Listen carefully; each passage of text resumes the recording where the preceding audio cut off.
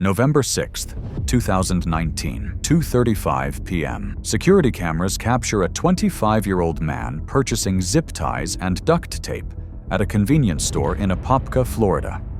He pays cash. He leaves quickly. In less than an hour, these items will factor into one of the most disturbing child abuse cases Marion County has ever seen. But by the time investigators connect the dots, the evidence will have vanished. What they find instead will be far worse. A case manager at Advent Health Apopka in Florida alerted the Marion County Sheriff's Office on 6 November 2019. An 8-year-old girl has arrived at the emergency room with injuries that raise immediate red flags. The child is conscious but withdrawn, refusing to speak about what happened to her. Her body tells a different story than her silence suggests. The girl's mother, 33-year-old Rebecca Martinez, stands in the hospital corridor, visibly shaken. She explains to the intake nurse that her daughter, Sophia, returned home from school that afternoon, in tears. Rebecca had been at work when Sophia's bus dropped her off at their apartment complex. When Rebecca arrived home 2 hours later, she found Sophia locked in her bedroom, crying and holding her arms across her chest. Rebecca immediately noticed bruising on Sophia's upper arms and what appeared to be marks around her wrists. When she asked Sophia what happened, the child wouldn't answer. She only shook her head and continued crying. Rebecca checked Sophia's body more thoroughly and discovered additional bruising on her back and legs. That's when she called 911. The responding paramedics documented multiple contusions in various stages of healing, suggesting this wasn't an isolated incident. Some bruises appeared fresh, purple, and tender to the touch. Others had already begun yellowing, indicating they were several days old. The pattern was concerning enough to the medical team to involve law enforcement immediately. Detective Sarah Chen from the Marion County Sheriff's Office arrives at the hospital within 30 minutes of the call. She's worked child abuse cases for 7 years and recognizes the signs immediately: the bruising patterns, the child's traumatized silence, and the mother's genuine confusion about what happened. These elements point to abuse occurring outside the home, likely by someone the child knows and fears. Detective Chen begins her interview with Rebecca in a private consultation room. Rebecca explains that she's been divorced for 2 years and has been dating her boyfriend, 25-year-old Marcus Webb, for about 8 months. Marcus lives in his own apartment about 15 minutes from Rebecca's place. He works irregular hours at a warehouse and often stays over at Rebecca's apartment 3 or 4 nights per week. Rebecca insists that Marcus has been good with Sophia. He helps with homework sometimes, occasionally picks her up from school when Rebecca is working late, and has taken them both out for dinner and activities. Rebecca claims she's never seen Marcus be anything but patient with her daughter. She seems genuinely bewildered by the suggestion that someone might have intentionally hurt Sophia. Detective Chen asks Rebecca about Sophia's routine.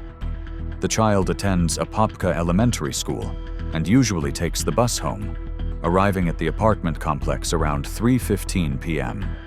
Rebecca works as a medical billing specialist and doesn't get home until after 5 p.m. most days. She explains that Sophia has a key and knows to go straight inside, lock the door, and start her homework. Rebecca calls to check on her every day around 4 p.m.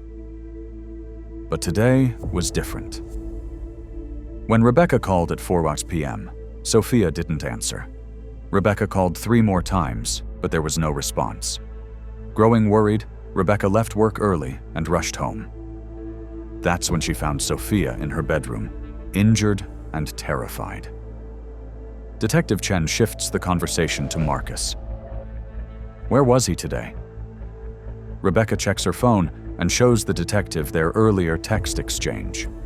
Marcus had messaged her around 2:30 p.m., asking if she needed him to pick up Sophia from school. Rebecca had declined, saying Sophia would take the bus as usual. Marcus replied that he was running errands anyway and could swing by. Rebecca again refused, stating she wanted Sophia to stick to her routine. This exchange catches Detective Chen's attention. Why would Marcus offer to pick up Sophia when Rebecca had already established that the child would take the bus? The detective asks Rebecca whether Marcus has a key to her apartment. Rebecca confirms that she gave him one about 3 months ago, so he could let himself in when he stayed over. Detective Chen requests Marcus's complete contact information and address. She also asks Rebecca not to contact Marcus until after the police have had a chance to speak with him. Rebecca agrees, but appears confused about why this is necessary. She maintains that Marcus couldn't be involved because he wasn't even at her apartment today. While Detective Chen interviews Rebecca, another detective attempts to speak with Sophia. The child sits in an examination room with a pediatric nurse and a child advocacy specialist. Sophia remains largely nonverbal, answering only yes or no questions with small nods or head shakes. When asked directly if someone hurt her, Sophia begins crying again. When asked if it was someone she knows, she nods. When asked if it was someone at school, she shakes her head no. The child advocacy specialist tries a different approach, asking Sophia to draw pictures of her day. Sophia draws a school bus, her apartment building, and a stick figure that appears to be herself. Then she draws another figure, taller than her stick figure, with angry eyes. The specialist asks who this person is. Sophia's hand starts shaking and she drops the crayon. The medical examination reveals the extent of Sophia's injuries. Beyond the visible bruising, the doctor discovers what appears to be grip marks on both of Sophia's upper arms, consistent with an adult forcefully grabbing and shaking her. Additional bruising on her back suggests she may have been pushed or thrown against something. The wrist marks indicate possible restraint. Most concerning are older injuries that suggest a pattern of abuse over time. The hospital photographs document everything thoroughly. The images will become crucial evidence in whatever investigation follows. The doctor's report concludes that the injuries are absolutely consistent with non-accidental trauma. There is no medical explanation for this pattern of bruising beyond intentional harm by another person. Detective Chen reviews the medical findings and makes a decision. She needs to speak with Marcus Webb immediately. However, she also needs to be strategic. If Marcus is responsible for Sophia's injuries, confronting him directly might cause him to lawyer up before they gather enough evidence. She needs probable cause for a search warrant of his apartment. But right now, all she has is suspicious timing and a traumatized child who won't speak. The detective pulls Sophia's school records and contacts the elementary school principal. She learns that Sophia's attendance has been spotty over the past 2 months. The child has missed 7 days of school, each time with notes from her mother citing illness. Rebecca claims Sophia had a cold, then a stomach bug, then another cold. The school nurse had made a note to follow up, but hadn't yet contacted Child Protective Services. Detective Chen also discovers that on 3 occasions in the past month, someone other than Rebecca picked Sophia up from school early. The sign-out sheet lists Marcus Webb as an authorized pickup person, added to Sophia's file 2 months ago with Rebecca's permission. Each time Marcus picked Sophia up, it was between 1 and 2 p.m., well before the regular school day ended. The detective contacts Rebecca again and asks about these early pickups. Rebecca seems surprised. She admits she authorized Marcus to pick up Sophia in emergencies, but she doesn't remember him actually doing so. Rebecca checks her work schedule and confirms she was at the office during each of those 3 dates. She never received any calls from the school or from Marcus about him picking Sophia up early. This information shifts everything. Marcus had access to Sophia without Rebecca's knowledge. He had taken the child from school multiple times without informing her mother. And now Sophia has returned home with injuries she won't explain, on a day when Marcus had offered to pick her up, despite Rebecca saying no. Detective Chen needs more before she can get a warrant. She sends 2 deputies to Marcus Webb's apartment complex to conduct what they call a knock and talk. It's a standard investigative technique where officers show up and ask to speak with someone. If the person refuses, that's their right. But often people will talk, especially if they think refusing makes them look guilty. The deputies arrive at Marcus's apartment around 7:30 p.m. They knock on the door. No answer. They knock again. Still nothing. A neighbor emerges from the adjacent unit and asks if there's a problem. The deputies explain they're looking for Marcus Webb. The neighbor says she saw Marcus come home around 6 p.m., but thought she heard him leave again about 20 minutes ago. The deputies thank the neighbor and return to their vehicle to wait. If Marcus is simply out running errands, he'll return. If he's avoiding them, that's information too. They settle in for surveillance, parking where they can see Marcus's front door and his assigned parking space. Back at the hospital, the child advocacy specialist makes a breakthrough with Sophia. Using anatomically correct dolls, she asks Sophia to show what happened without using words. Sophia hesitates, then slowly demonstrates someone grabbing the doll's arms and shaking it violently. She shows the doll being pushed down. She shows the doll's hands tightly clasped. Through this demonstration, Sophia communicates what she couldn't say out loud. The specialist gently asks Sophia where this happened. Sophia picks up a toy house and points to it, then shakes her head. She picks up a toy car and nods. The specialist asks if it happened in someone's car. Sophia nods. The specialist asks if it happened in someone's home. Sophia nods again. The specialist asks if it was her home. Sophia shakes her head. Another home. A home that isn't hers. Detective Chen receives this update while reviewing Marcus Webb's background check. He has no prior arrests, no criminal record, nothing that would have raised flags when Rebecca started dating him. He's worked at the same warehouse for 3 years, pays his bills on time, and by all accounts appears to be a regular young man. But Detective Chen knows that abusers don't always have criminal histories. Sometimes, this is their first time getting caught. Sometimes they've been careful enough to avoid detection until now. The detective focuses on building her case methodically. She obtains phone records for both Rebecca and Marcus through an emergency disclosure request based on the child abuse investigation. The documents show that Marcus called Rebecca 4 times today between 2:30 and 4 p.m. Rebecca answered twice and spoke briefly each time. The other 2 calls went to voicemail. The records also show Marcus's location data from his phone. He was near Sophia's school at 3 p.m., just as dismissal was about to start. His phone then traveled toward his apartment, arriving there at 3:25 p.m. It remained at that location until 6 p.m. Detective Chen now has a timeline. Sophia's bus arrived at her apartment complex at 3:15 p.m. Marcus's phone shows he was in the area at 3 p.m. and arrived at his own apartment by 3:25 p.m.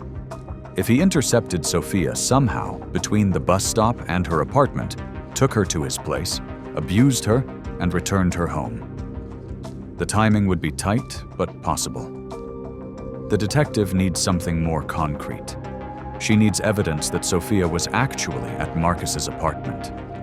She needs a reason to search that apartment beyond suspicion and timeline analysis. She needs probable cause that will convince a judge to issue a warrant. And then she gets the call she's been waiting for. At 9:47 p.m., Detective Chen receives a call from the deputies conducting surveillance at Marcus Webb's apartment. Marcus has returned, but he's not alone. He arrived with another man, and both appeared to be carrying cleaning supplies into the apartment. The deputies note that Marcus made 3 trips from his car, bringing in bottles of bleach, trash bags, and what appeared to be a carpet cleaning machine. Detective Chen immediately recognizes this behavior. Subjects attempting to destroy evidence often engage in excessive cleaning after learning police are looking for them. The question is, how Marcus knew they were investigating. The detective checks with Rebecca, who confirms she hasn't contacted Marcus. But Rebecca's mother had called earlier, and Rebecca had explained what happened with Sophia. The mother may have mentioned something to someone, and word traveled through social circles back to Marcus. The deputy watching Marcus's apartment reports additional activity. Through the first-floor window, he can see Marcus moving frantically around the living room. The other man appears to be helping him move furniture. This isn't normal evening behavior. This is someone who knows he's in trouble and is trying to eliminate anything that might incriminate him. Detective Chen makes a calculated decision. She drives to Marcus's apartment complex herself, bringing 2 additional detectives with her. They approach the door at 10:15 p.m. and knock firmly. The cleaning sounds inside stop immediately. They hear hushed voices. Detective Chen knocks again and identifies herself as a law enforcement officer. Marcus opens the door partially, keeping the chain lock engaged. He asks what this is about. Detective Chen explains they're investigating an incident involving a child and would like to ask him some questions. Marcus's face goes pale. He glances behind him into the apartment, then back at the detectives. He asks if he needs a lawyer. Detective Chen tells him that's his right, but they're simply trying to understand what happened to Sofia Martinez today. At the mention of Sofia's name, Marcus's hands begin trembling. He grips the doorframe to steady himself. He insists he hasn't seen Sofia today. He claims he was at work until 2 p.m., then ran errands, then came home. The detective points out that his phone records show he was near Sofia's school around dismissal time. Marcus stammers that he was just in the area, maybe driving past. He changes his story, saying he went by the school but didn't stop. He was checking to make sure Sofia got on her bus safely because Rebecca had mentioned being worried about the child walking to the bus stop alone. This explanation doesn't align with Rebecca's account. She never expressed concern about Sofia's bus routine. Detective Chen notes this discrepancy, but doesn't reveal it. Instead, she asks if Marcus would be willing to come to the station to provide a formal statement. Marcus refuses. He says he's tired and wants to go to bed. He attempts to close the door. Detective Chen asks one more question. She asks if Sofia has ever been to his apartment. Marcus hesitates too long before answering. He finally says that Sofia came over once or twice when he and Rebecca first started dating, but not recently. Rebecca wanted to keep her home life and dating life separate, he claims. The detective thanks him for his time and leaves. But she doesn't leave the complex. She positions her vehicle where she can observe Marcus's apartment while she makes phone calls. First, she contacts an assistant state attorney to discuss obtaining an emergency search warrant. The attorney explains they need more than suspicious behavior and timeline inconsistencies. They need evidence that Sofia was actually in that apartment. Detective Chen considers her options. She could wait until morning and try to get Sofia to provide more specific information about where the abuse occurred. But every hour that passes gives Marcus more time to clean and destroy evidence. She needs something now. The detective calls the hospital and speaks with the pediatric nurse who examined Sofia. She asks if they collected any evidence from Sofia's clothing. The nurse confirms they bagged everything Sofia was wearing, standard procedure for suspected abuse cases. Detective Chen requests that the clothing be sent to the crime lab for processing immediately. While waiting, Detective Chen interviews Marcus's neighbor, the woman who had spoken to the deputies earlier. The neighbor, Patricia Coleman, is a retired teacher who has lived in the complex for 12 years. She knows Marcus casually, occasionally sees him coming and going, but they've never had substantial conversations. Patricia mentions something that catches the detective's attention. About a month ago, she heard a child crying in Marcus's apartment. It was a school day, around 2 p.m., which struck her as odd because she didn't know Marcus had any children. The crying lasted about 10 minutes, then stopped abruptly. Patricia almost knocked on the door to check, but decided it wasn't her business. Detective Chen asks if Patricia heard anything today. Patricia thinks carefully, then remembers she did hear something around 3:30 p.m. She describes it as thumping sounds, like furniture being moved or something heavy being dropped. Then she heard what might have been a child's voice, high-pitched and upset. The sounds stopped after a few minutes, and Patricia went back to watching her television program. The detective asks Patricia if she'd be willing to provide a formal statement. Patricia agrees immediately. She explains that she worked with children her entire career and has always regretted not checking on the crying child she heard a month ago. If she had, this situation could have been prevented. At 11:30 p.m., Detective Chen receives a call from the crime lab. They found something on Sophia's clothing. Transfer evidence on the girl's shirt includes fibers that appear to match carpet material. More significantly, they found a partial fingerprint on Sophia's jacket zipper that doesn't belong to Sophia or her mother. The print is fresh, likely left within the past 24 hours. The lab technician explains that the fingerprint's location suggests someone else zipped or unzipped Sophia's jacket for her. The print is positioned exactly where an adult's thumb would rest while manipulating the zipper pull. If they can match this print to Marcus Webb, it places him in direct physical contact with Sophia today. But Detective Chen needs Marcus's fingerprints to make a comparison. She could ask him to provide them voluntarily, but he's already refused to cooperate. She could wait until they have enough evidence to arrest him, then take his prints as part of the booking process. Or she could find another way to obtain them. The detective remembers something from Marcus's background check. He has a concealed carry permit, which required fingerprinting. Those prints would be on file with the state. Detective Chen contacts the Department of Agriculture, which handles concealed carry permits in Florida, and requests Marcus Webb's fingerprint records. Due to the emergency nature of the child abuse investigation, they agree to expedite the request.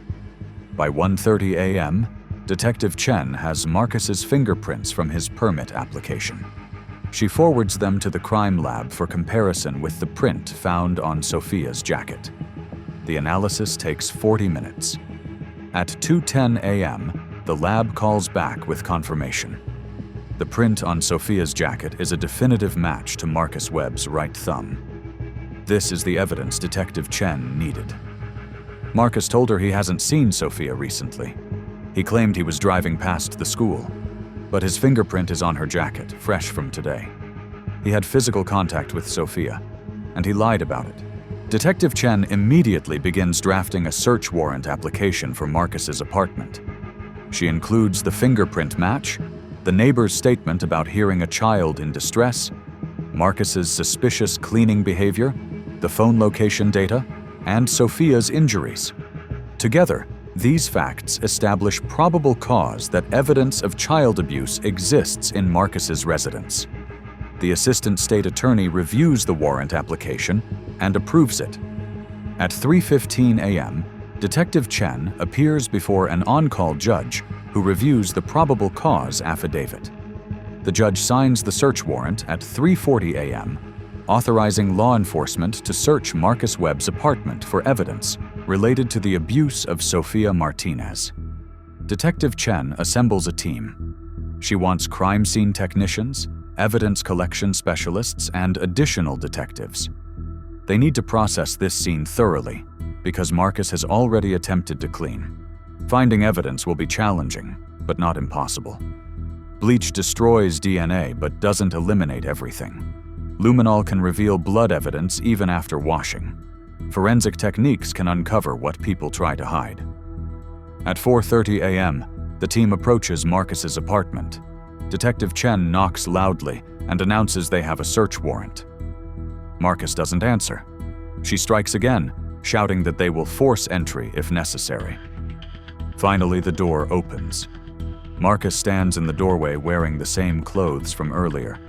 His eyes are bloodshot, and he smells strongly of cleaning chemicals. Detective Chen hands him the warrant and explains they will be searching his apartment. Marcus reads the document, his hand shaking so badly he can barely hold the paper. The team enters and begins their systematic search. The apartment is small, just a one-bedroom unit with a combined living and dining area. The carpet in the living room is damp, clearly recently shampooed. The smell of bleach is overwhelming, particularly in the bathroom. Every surface appears to have been scrubbed. Crime scene technicians begin with luminol testing.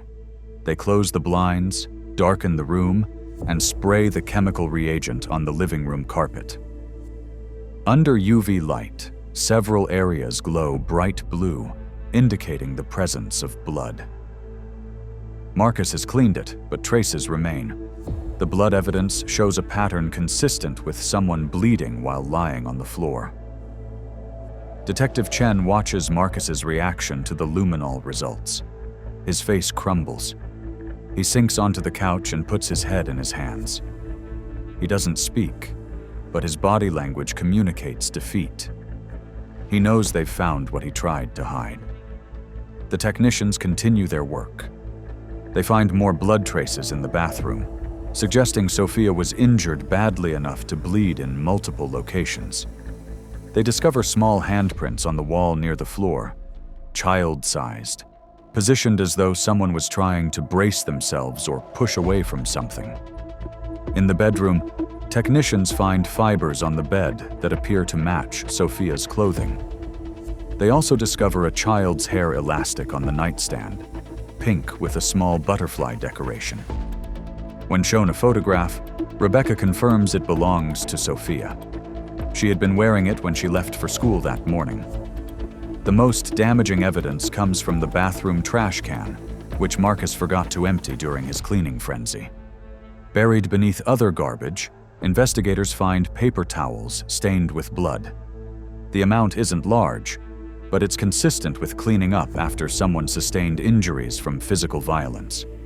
Detective Chen also finds something else in the trash: fragments of a broken picture frame and a photograph torn into pieces. The technicians carefully reconstruct the photo. It shows Marcus and Rebecca together, smiling. But someone has violently defaced Rebecca's face in the image, scratching it out with what appears to be a knife or sharp object. This evidence suggests rage directed at Rebecca. Combined with the text messages where Marcus repeatedly tried to contact her today, a picture emerges. Marcus was angry at Rebecca. When he saw Sophia, Rebecca's daughter, he took out that anger on a defenseless child. By 6 a.m., the search is complete. The evidence team has collected blood samples, fibers, the hair elastic, the defaced photograph, cleaning supplies, and numerous other items. Everything will be processed and analyzed, but they already have enough to establish that Sophia was in this apartment and that she bled here. Detective Chen approaches Marcus, who hasn't moved from the couch. She asks if he wants to explain what happened. Marcus looks up at her with empty eyes. He asks for a lawyer. Detective Chen nods, not surprised. She places Marcus under arrest for child abuse and reads him his rights. As Marcus is handcuffed and led out of the apartment, neighbors gather in the hallway. Patricia Coleman watches with tears in her eyes. She tells Detective Chen she wishes she had called police a month ago when she first heard a child crying. Maybe Sophia would have been spared what happened yesterday. Detective Chen reassures Patricia that she's helping now by providing her statement. Sometimes people don't realize what they're witnessing until it's too late. The important thing is that Marcus will face justice for what he did. Marcus is transported to the Marion County Jail for booking. His fingerprints are retaken, photographs are captured, and he's placed in a holding cell. He exercises his right to remain silent and requests an attorney. The public defender's office is notified. Meanwhile, Detective Chen returns to the hospital where Sophia remains overnight for observation. The child is finally sleeping, sedated slightly to help her rest. Rebecca sits beside her daughter's bed, exhausted and devastated. She asks Detective Chen if Marcus really did this. The detective explains they have substantial evidence placing Sophia in Marcus's apartment and showing she was injured there. Rebecca begins crying, repeating that she had no idea. She trusted Marcus. She let him into their lives. She gave him access to her daughter. Detective Chen tells Rebecca this isn't her fault. Abusers are skilled at hiding their true nature. Marcus presented himself as trustworthy, and Rebecca had no reason to suspect otherwise. The important thing now is that Sophia is safe, and Marcus is in custody. The investigation intensifies over the following 72 hours as detectives piece together a timeline that reveals the calculated nature of Marcus Webb's actions. Phone records show that Marcus had been monitoring Sophia's routine for weeks, noting when Rebecca worked late and when the child would be vulnerable. Detective Chen conducts additional interviews with parents at Sophia's school. 3 mothers recall seeing Marcus waiting near the bus line on multiple occasions over the past month, always on days when Rebecca confirmed she was working until at least 5 p.m. He told one parent he was there to surprise his girlfriend's daughter. Another parent remembered Marcus specifically asking which bus Sophia took and what time it typically arrived at their apartment complex. The crime lab completes its analysis of the blood evidence collected from Marcus's apartment. DNA testing confirms the blood belongs to Sophia Martinez. The distribution pattern indicates she bled from injuries to her face and arms, consistent with being struck multiple times. The blood evidence directly contradicts Marcus's claim that Sophia was never in his apartment.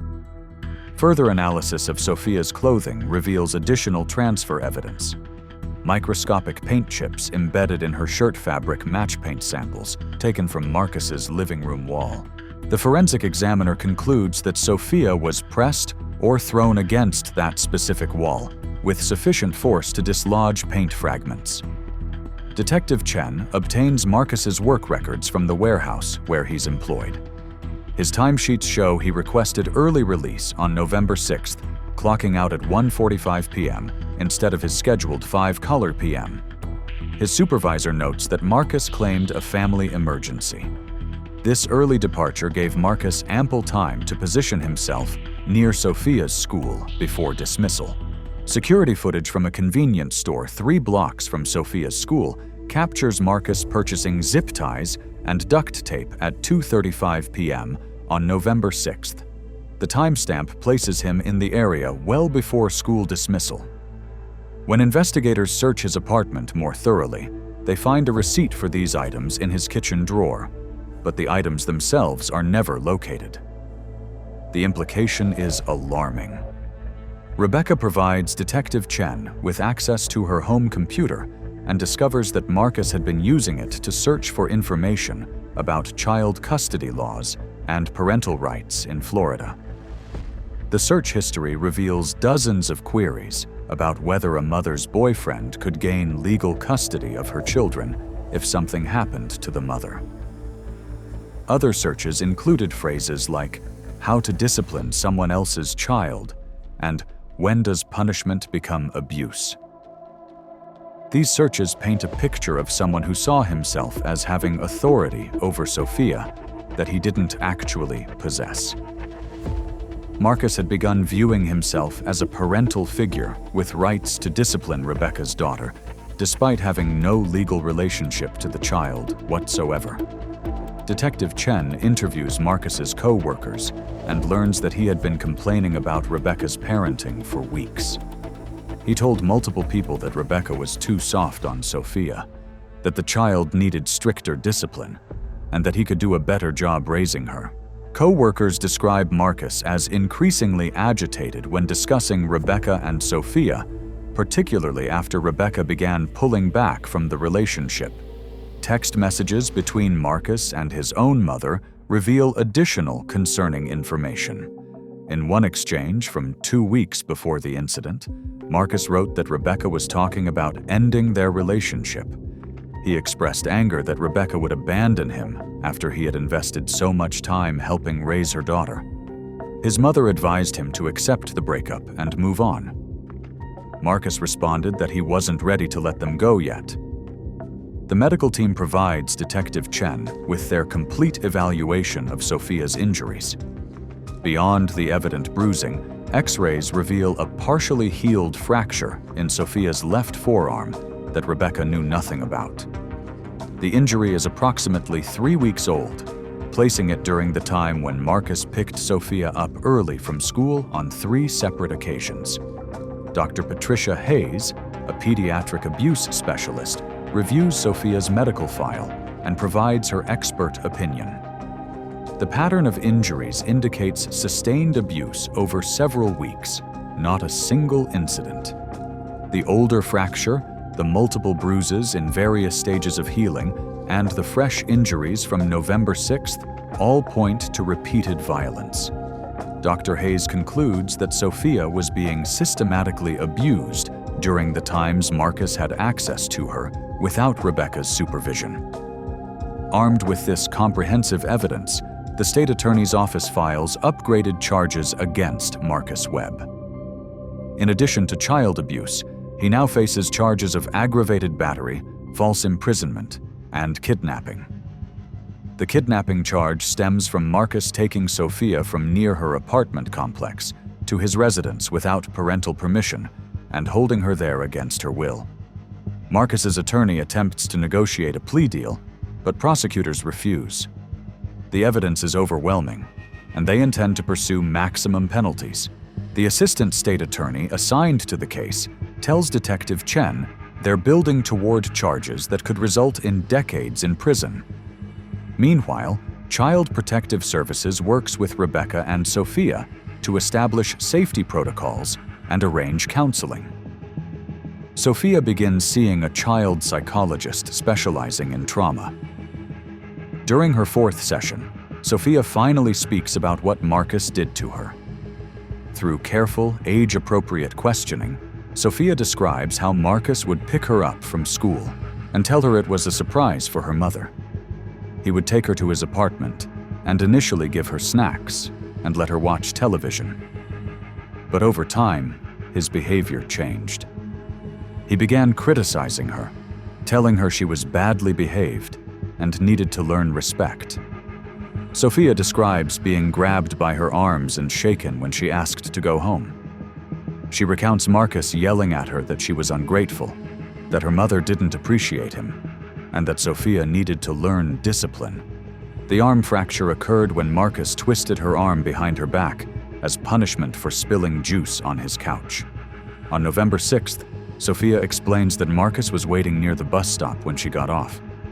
He told her to come with him because her mother wanted her to stay at his apartment for a while.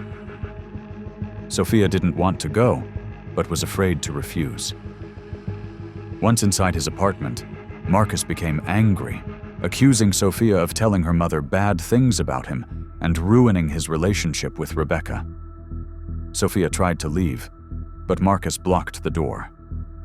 When she started crying and asking for her mother, Marcus grabbed her and threw her against the living room wall. He told her to stop crying, or he would give her something to really cry about. When Sophia continued sobbing, Marcus struck her multiple times on her arms and back. He squeezed her wrists so tightly she thought her bones would break. After the assault, Marcus seemed to realize what he had done. He tried to clean Sophia up, washing her face and straightening her clothes. He told her that if she told anyone what happened, he would hurt her mother. He said nobody would believe her anyway because adults don't listen to children. Then he drove her back to her apartment complex and made her promise not to say anything. Sophia's testimony, provided through the child psychologist and recorded for potential court use, becomes the centerpiece of the prosecution's case. Combined with the physical evidence, witness statements, and Marcus's own lies to investigators, the case against him is ironclad. 4 months after his arrest, Marcus Webb faces a preliminary hearing where a judge reviews the evidence and determines there is sufficient probable cause to proceed to trial. Marcus's defense attorney argues that the evidence is circumstantial and that Sophia's testimony is unreliable due to her age. The judge disagrees, finding that the combination of forensic evidence, witness statements, and the child's consistent account establishes a strong case. The defense makes one final attempt at a plea agreement, offering to plead guilty to reduced charges in exchange for a lighter sentence. The prosecution counters with an offer: plead guilty to all charges as filed, accept a sentence of 25 years in prison, and register as a violent offender upon release.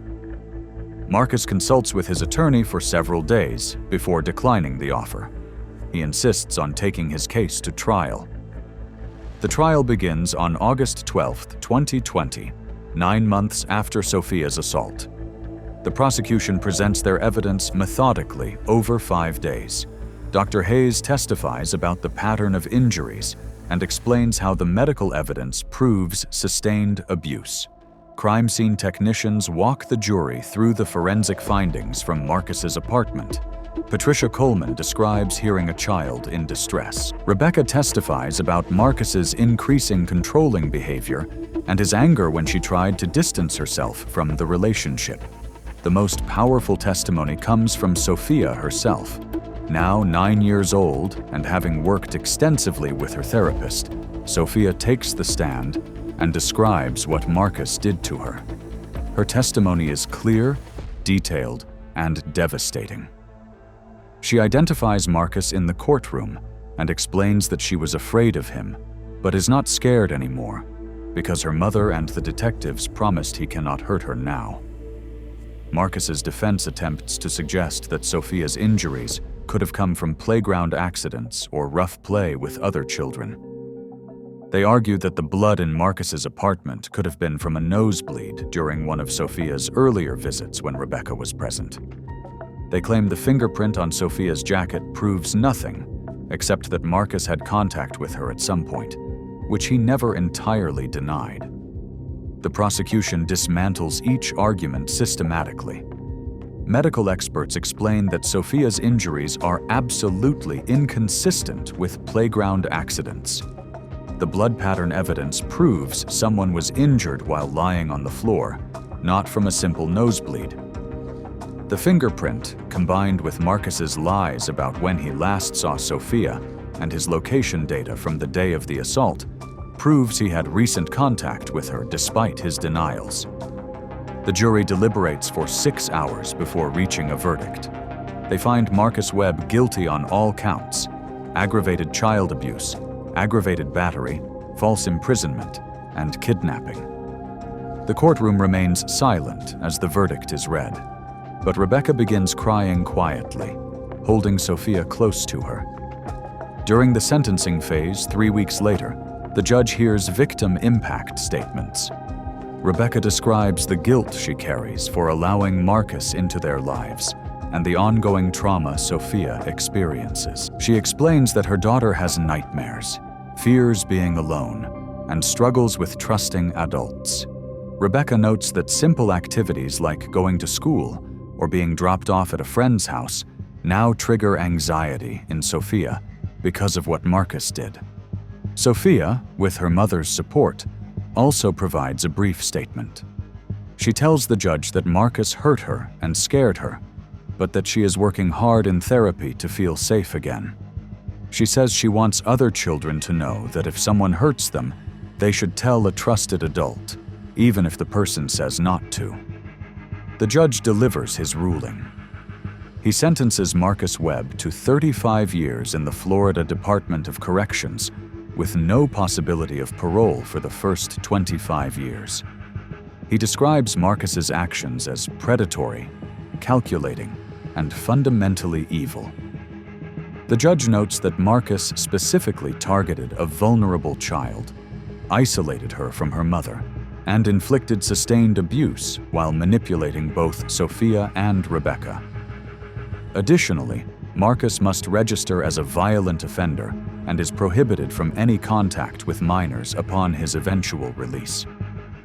The judge orders that Marcus undergo psychological evaluation and treatment while incarcerated, though he expresses doubt that someone capable of such calculated cruelty toward a child can be rehabilitated. Marcus shows no emotion as the sentence is delivered. He is immediately remanded to custody and transferred to a state prison facility. His attorney files an automatic appeal, but legal experts consulted by Detective Chen believe the conviction will be upheld given the strength of the evidence and the proper handling of the case. Detective Chen closes her case file on Marcus Webb, but maintains contact with Rebecca and Sophia. She attends several of Sophia's therapy sessions to help the child process what happened and understand that justice was served.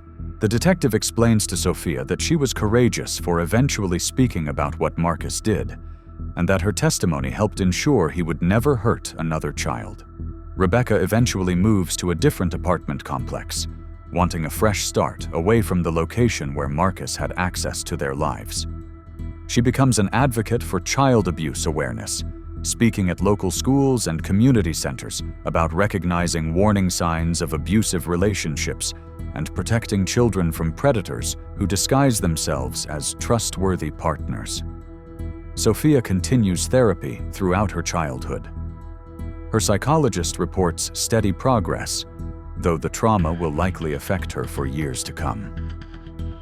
She struggles with trusting male authority figures and experiences periodic nightmares about being trapped. However, she also demonstrates remarkable resilience, returning to school, rebuilding friendships, and slowly regaining the sense of safety that Marcus stole from her. The fingerprint evidence that broke the case open becomes a teaching example used by the Marion County Sheriff's Office in training new investigators. Detective Chen presents the case at law enforcement conferences, emphasizing the importance of collecting all possible evidence from victims' clothing and the value of thorough forensic analysis, even when suspects attempt to destroy evidence. The case also prompts changes in school district policies regarding authorized pickup persons.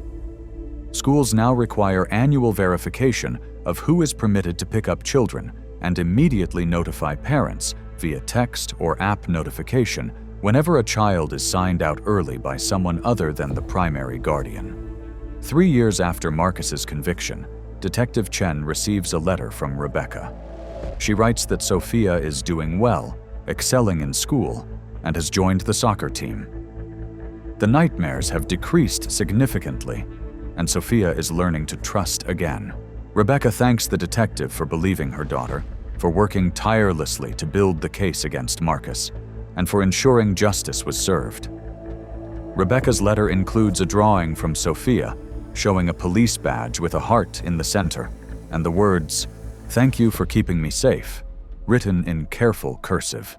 Detective Chen frames the drawing and keeps it in her office as a reminder of why she does this work. Marcus Webb remains incarcerated at Wakulla Correctional Institution, with an earliest possible release date of August 2045.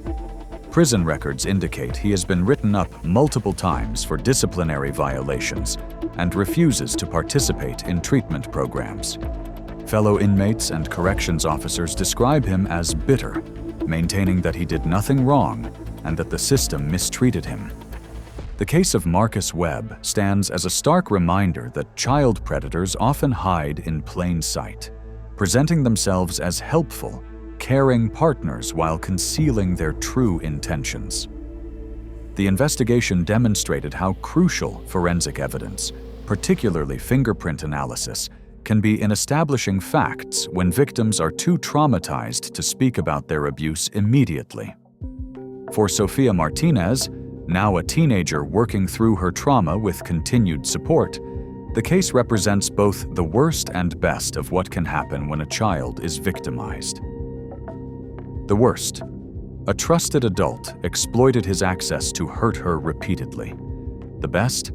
A dedicated detective, thorough investigation, and vigorous prosecution ensured her abuser faced full accountability for his crimes.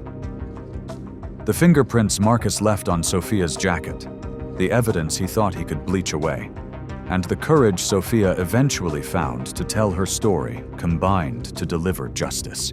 In Detective Chen's words, documented in the case file's closing summary, This investigation proved that even when predators work to hide their crimes, forensic science and determined investigators can uncover the truth and protect the most vulnerable among us.